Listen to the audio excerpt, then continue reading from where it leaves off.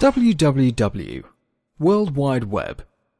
Commonly known as the web, is a collection of electronic hypertext documents stored in a computer, linked together like a spider's web, which can be accessed via internet. Let's take a live example to get an idea of how the web works. The web browser is a software program to access information from the web.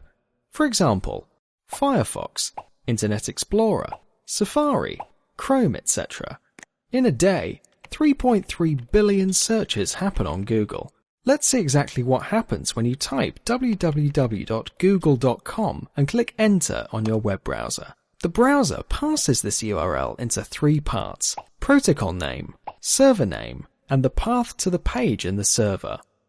Blank space usually denotes the index as the path.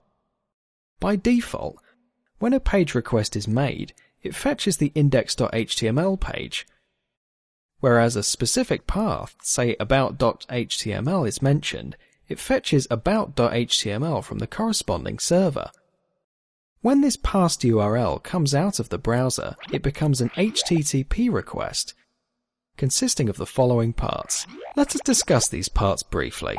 Request line consists of three components such as method, the path to the page on the server, and HTTP version. The method is used to forward the request to the server.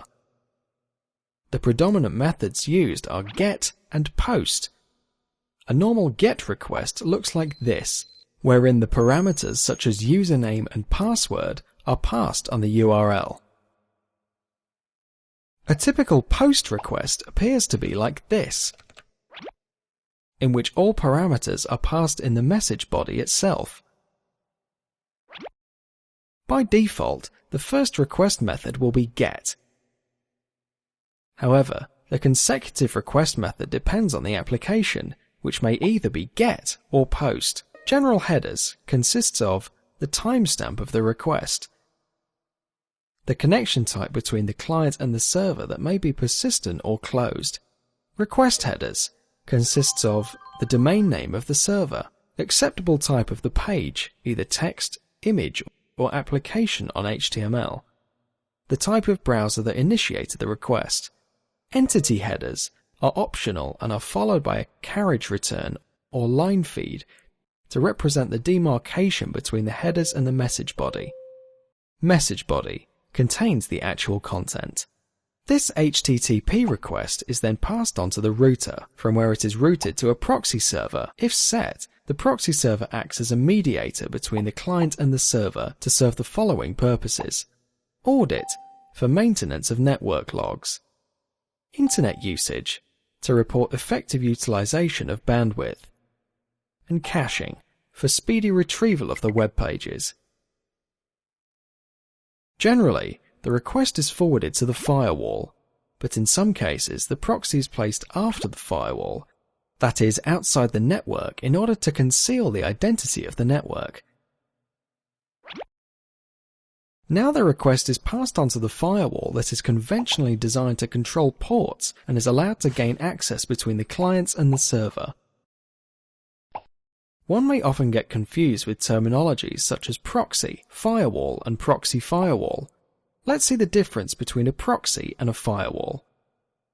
When a proxy receives a request, it checks the access list for the application layer protocols. Based on this, the proxy forwards or blocks the request. When a firewall receives a request, it checks the access list for the ports. However, an application-level firewall also checks for programs in the access list. The request gets forwarded or dropped based on this list. When the request goes out of your network, the HTTP request header has the information of the domain name of the server, which it has to reach, but remains unaware of its IP location. For the very reason the request goes to the domain name server, the DNS translates the domain name to its corresponding IP address. Once it gets the server IP, the request is forwarded to the corresponding server. So, what is a server? As the name implies, it is a computer that serves the requests from the clients. What is a web server? When the server service such as Apache, Tomcat, IIS, or Zeus is installed on a computer, it becomes a web server capable of handling requests for the static pages. Installing services such as Oracle WebLogic or Glassfish over a web server will transform it into a web application server. This is capable of handling requests to process them based on the business logic and to respond accordingly. The business logic may be implemented using a web application or a web service. What is a web application? It is a program written using packages such as Java, PHP, Python, Ruby, etc. to accomplish a task. Example, Google Maps. What is a web service? When a web application uses open standards such as XML, SOAP, and HTTP to provide interoperability between applications running on different platforms, they are termed as web services. Consider an example, www.virustotal.com. This website fetches services from various antivirus web applications such as Bitdefender, Avira, Avast, etc. in order to give a consolidated report. What is a database server? Software such as MySQL, MSSQL, PostgreSQL, etc. provides database services to other programs like web applications and web services called a database server. In this case, our request www.google.com is for a static web page from google.com. The request for this static web page is handled by a web server. Suppose if the request is for a location on Google Maps, it will be processed by the web application server to fetch the corresponding result from the database, which is managed by the database server. When the request is for fetching a file from a server, it is handled by a file server. What is a file server? A computer installed with software such as FileZilla, Logical Dock, Cerberus FTP, etc., which is purposely designed for storing, sharing, and publishing files, is called a file server.